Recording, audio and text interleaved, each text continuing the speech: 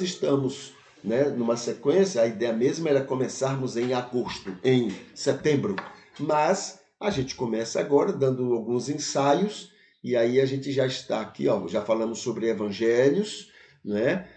Já falamos sobre outros evangelhos e a gente tem que considerar que eles também foram importantes naquela época, né? No momento que foram escritos, distribuídos, pessoas leram.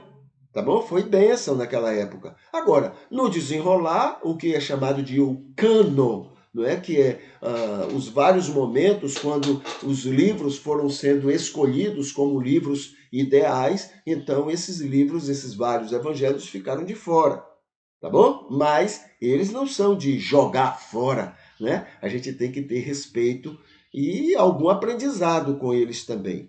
Aqui está uma lista de vários desses evangelhos que, né, o próprio Lucas diz, muitos escreveram e eu também resolvi escrever. Aí vem o livro de Marcos, que foi o primeiro evangelho escrito, provavelmente, ano 55, está aqui. Depois vem o livro de Lucas, né? A gente conversou um pouquinho sobre ele, no ano 60 depois de Cristo, ou seja, cinco anos depois, né? O livro de Lucas. E hoje a gente chama atenção para o livro de Mateus. Né? O livro de Mateus foi escrito mais ou menos no ano 70 depois de Cristo. Tá? Existem algumas características ali que demonstram a grande possibilidade de que foi escrito no ano 70. Principalmente foi quando o Império Romano entrou em Jerusalém, destruiu todo o templo, né? Não deixou pedra sobre pedra, expulsou todos os judeus e cristãos, né? Expulsou ali daquela região, né? Não expulsou os cristãos porque eram cristãos, não. Expulsou os cristãos porque pensavam que cristãos e judeus eram a mesma coisa, era tudo de uma religião só. E como os judeus eram rebeldes e a gente estava, né, agarrado ainda muito aos judeus, então a gente entrou na leva também, na questão lá, a gente entrou naquilo tudo. Né? Anos 70, foi escrito por Mateus, foi escrito para a evangelização dos judeus, então Mateus aproveita a destruição de Jerusalém para dizer aos judeus, olha, tá vendo? Ele disse que iria acontecer, olha, e aconteceu. Então, ele realmente é o Messias, ele realmente é o ungido de Deus, só que tem um problema aí. Né? Eles, na minha opinião, dentro do que eu compreendo, e aí eu posso estar errado, ele piorou a situação, Mateus piorou a situação. Por quê? Essa ideia de dizer, ele é o enviado, ele é o Messias, ele é que vai salvar, né, Israel dos seus inimigos e tal. Aí foi quem morreu na cruz. Ué, ele veio salvar? Não! Aí botaram, não, ele vai voltar. Ele vai voltar, ele vai agora, ele vai. Aí entra aquele negócio do Apocalipse, ele vai fazer todas aquelas guerras, ele vai voltar, ele vai libertar. Sabe uma coisa que vai empurrando outra? Né? Não tem que ficar dizendo, não precisa a gente. Gente, não precisamos ficar inventando argumento para convencer as pessoas. Não é uma obra nossa. Quem convence é o Espírito. E a gente fica tentando inventar coisas e a gente piora a situação. A gente tem que descansar. A gente não diz que confia no Espírito Santo? Descansa. É o Espírito que convence. Então vamos parar de ficar inventando coisa para justificar, para convencer as pessoas. Quem convence o homem do pecado, da justiça e do juízo é o Espírito de Deus. E não os meus argumentos, a minha criatividade, o que eu vou inventar dessa vez para poder convencer. Não, descansa. Deixa o Espírito fazer. Seja a luz. Só isso. Seja bênção para as pessoas. Só isso. O resto o Espírito sabe fazer muito bem sem você e sem eu, sem ninguém.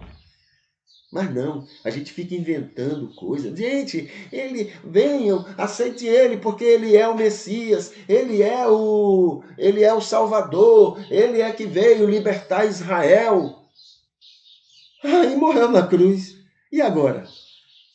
Tá mentindo? Não, gente, é o seguinte, é porque aconteceu isso, mas ele vai voltar, ele vem depois. Para com isso. Deixa o Espírito fazer a obra dele. Cada pessoa, olha, um argumento pode até servir para um argumento que eu invente, pode até servir para uma pessoa. Mas não vai servir para as outras, porque são pessoas diferentes. O Espírito sabe, conhece cada uma delas, e o Espírito vai direto naquilo que seja essencial para cada uma. E às vezes eu vou fazer uma coisa e atrapalho. Estou bem intencionado, mas atrapalho. Porque eu não confio que o Espírito sabe fazer a obra dele. Eu preciso descansar e largar de atrapalhar. Entendeu? Então, a mesma coisa Mateus, né? Então, Mateus faz toda uma... Né? Ele procura ver nos textos bíblicos do Antigo Testamento, alguns ele até força a barra, tem alguns que ele está forçando a barra. Porque quando um estudo que foi feito, e tem sido feito, né? No Antigo Testamento, falando sobre Jesus, nenhum deles fala de um Jesus humilde e humilhado. Todos só falam de um rei poderoso, guerreiro, lutador, que vai salvar Israel do domínio dos seus inimigos. Agora, por que isso? Porque Deus falou uma coisa, mas a vaidade judaica entendeu outra e saiu mostrando um Jesus guerreiro, um enviado guerreiro, lutador, aquele parecido com Davi e com Moisés, que iria libertar Israel. Esse é o que está lá no Antigo Testamento. Então, usando esse argumento, os judeus, na sua vaidade, nas suas prepotências, até hoje, estão corretos em não aceitar Jesus, por causa desses argumentos que a gente usa. Agora, se a gente fosse ser luz e bênção para o mundo, inclusive para os judeus, sem precisar ficar, né, nessa bajulação que a gente faz com eles, que até piora a situação, a gente bajula demais. Eles são tão queridos por Deus quanto qualquer outro povo. Eles são tão queridos por Deus quanto os palestinos que eles matam lá à vontade. E que ninguém impede. Até ganham dinheiro para isso. Os Estados Unidos manda rios de dinheiro para eles, em outras palavras, fazer o que eles quiserem. Ou seja, eles sabem que vão matar os palestinos, perseguir, prejudicar, mas mandam o dinheiro assim mesmo. Para isso mesmo. Entendeu? Então a gente atrapalha. Se a gente descansa que o Espírito sabe convencer qualquer pessoa, inclusive o judeu com a sua prepotência, se a gente descobre, crê que o Espírito sabe fazer sua obra, a gente descansa.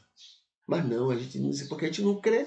A gente, que eu digo, é a maioria, não crê nisso. Isso tudo é só blá, blá, blá, conversa fiada, não acredita não. Tem que ser o argumento deles, aí inventam 1000 argumentos, porque o Espírito não é capaz disso. Eu sou inteligente, eu sou capaz, eu tenho os bons argumentos. Não descansa, aí atrapalha. Entendeu? Porque entre o correto e o errado, todo ser humano gosta do errado. Porque o errado é mais agradável ao velho homem. Então é mais atraente. Agora, se o Espírito convence, aí é outra coisa. Entendeu? Muito bem, então esse é o livro de Mateus, né? Tem até 3 coisas aqui, ó. Com o objetivo de cristianizar os judeus, Mateus supervalorizou e com isso exagerou a respeito da obediência à lei mosaica, quando, na verdade, a lei, segundo Paulo, só serviu para justificar a condenação de todos, né? Que todos são dignos da condenação, porque o homem pecou e todos pecaram e estão todos, inclusive os judeus, destituídos da glória de Deus.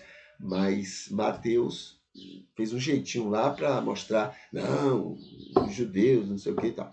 Então tem esses aspectos aqui do livro de Mateus, é muito interessante a gente analisar pelo olhar de Jesus. Aí a gente vai descobrir um bocado de coisa, né, que está bem intencionado e que Deus permitiu. E que Deus até, de alguma forma, ele sabe transformar e usar para a glória dele. mas são coisas humanas, né? Coisas humanas. Tá bom? Na sequência,